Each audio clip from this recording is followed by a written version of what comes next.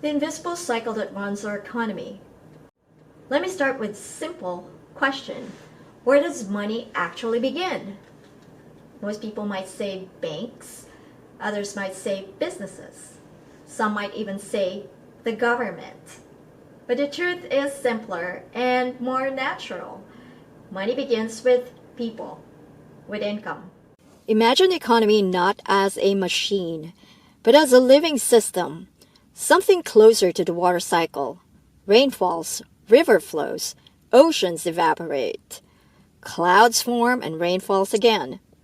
Every part depends on the others. Our economy works in a similar way. The first drop in the cycle is consumer income.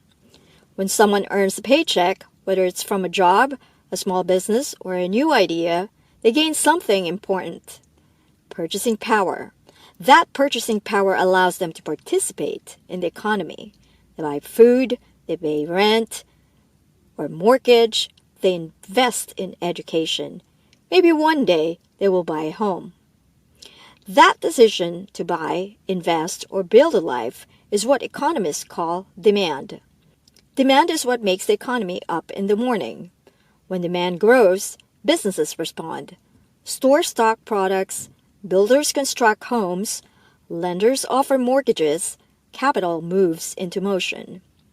Take the example of a mortgage lender. Where I currently work, a family wants to buy a house. They don't have a $500,000 sitting in their bank account. So they turn to a lender. The lender provides the capital to make that purchase possible. The family gets a home. The lender earns interest over time. That interest becomes profit. But here's the important part. In a healthy economy, profit isn't the end of the story. It's the middle story. Because profit doesn't just sit still. It moves around. Businesses use profit to hire workers, expand operations, and invest in new ideas. Banks use it to fund more loans. Investors use it to build companies. That reinvestment creates jobs, salaries, and opportunities. And those salaries become income, which means the cycle begins again. Income leads to demand. Demand leads to investment and lending. Lending generates profit. Profit fuels reinvestment. Reinvestment creates new income. Over and over again. When the cycle flows smoothly, something remarkable happens. Prosperity spreads. Workers earn enough to live well. Businesses grow sustainably. Lenders profit responsibly. Communities develop.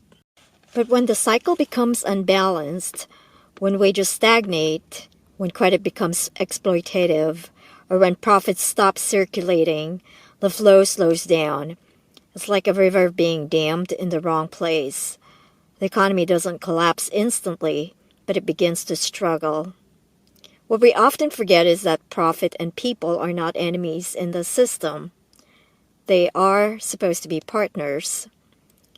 Consumers create the demand that allows businesses to exist.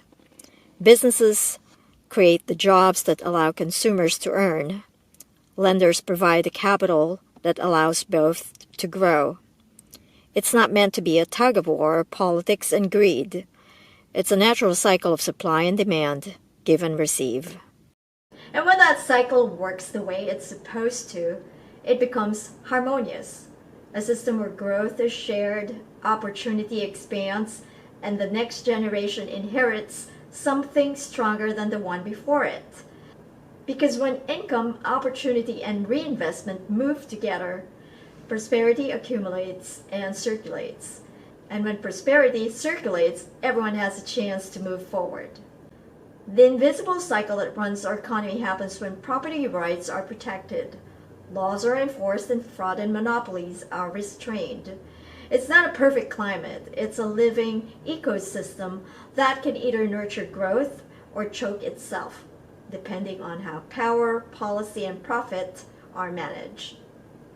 If you would like to know what your current income could qualify for, and would like to get more information, or to find out an alternative approach to home affordability, please contact me by setting up a free consultation.